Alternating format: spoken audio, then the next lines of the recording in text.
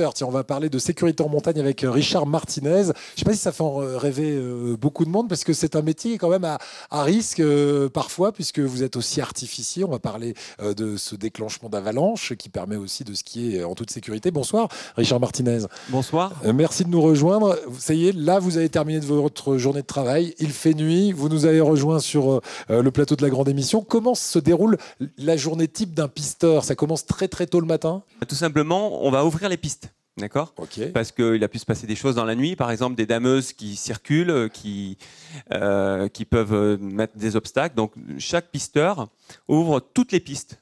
Et ce qui permet après aux skieurs d'être tranquilles. D'accord. Et le soir, avant la clôture, vous voilà, fermez également. ces mêmes pistes. Donc on ferme toutes les pistes, une après l'autre. Ça c'est très important, pour veiller à ce qu'il n'y ait pas de skieurs qui restent là à dormir toute la nuit dehors. Ce serait dommage quand même. Oui, ouais. ce serait dommage. C'est vrai. Pas comme dans les bronzés fonds du ski où on en oublie un sur le télésiège. Ça n'existe pas, ça. Si, ça a existé. Non, ça a dû exister, mais c'est fini maintenant. C'est fini, voilà. On en a entendu des histoires. Alors, c'est fini.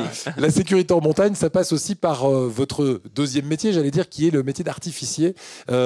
Ici, régulièrement, on déclenche des avalanches, comme dans toutes les stations de sport d'hiver. Il faut le faire vraiment très souvent à Auron. Comment on sait qu'il faut déclencher une avalanche? En fait, ça dépend des chutes de neige. C'est directement lié aux chutes de neige et de la quantité qu'il y a. S'il neige 5 ou 10 cm dans la nuit, on ne va pas se déplacer, mais au-delà de 20 cm, on va s'inquiéter. Ouais.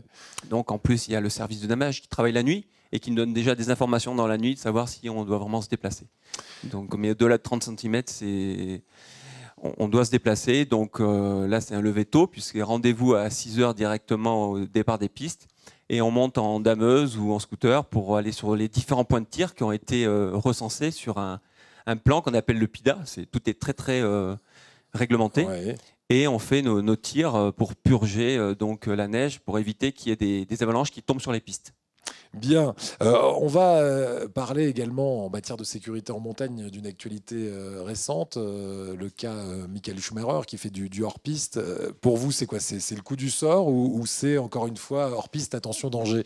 Vous en faites vous-même du hors-piste régulièrement pour aller baliser des futures pistes? Oui, bien sûr qu'on fait également du hors-piste. Ce qui est important de dire quand même, c'est que donc, en fait, quand le client achète son forfait, donc on lui garantit des services, et en fait toutes les pistes sont jalonnées, elles sont balisées, elles sont protégées. Donc à partir du moment où on évolue donc sur ces pistes qui sont bien délimitées, il n'y a pas d'obstacle surprise. D'accord. Après, quand on décide de sortir, on peut aussi tomber sur des obstacles. Donc c'est vrai que lui, il n'a pas eu de chance, malheureusement. On pense à lui aussi très fort, puis il y a sa famille, qu'il est toujours dans une mauvaise situation. C'est vrai qu'il n'a pas eu de chance, qu'il est sorti un peu de la piste, et malheureusement, il n'y a pas beaucoup de neige, des rochers, tout ça. Donc, il y a une enquête qui est en cours, mais en attendant, on peut dire qu'il y a un mauvais concours de circonstances. Mais c'est le genre d'accident qui est inévitable, ça, de toute manière, non? Disons que si vous restez sur les pistes jalonnées, tout ça, il ne peut pas y avoir de rochers sur la piste, puisque à ce moment-là, on va les baliser. Vous voyez, à partir du moment où on commence à sortir des pistes, on prend ces risques, on a plus de chances d'avoir malheureusement un petit problème, quoi.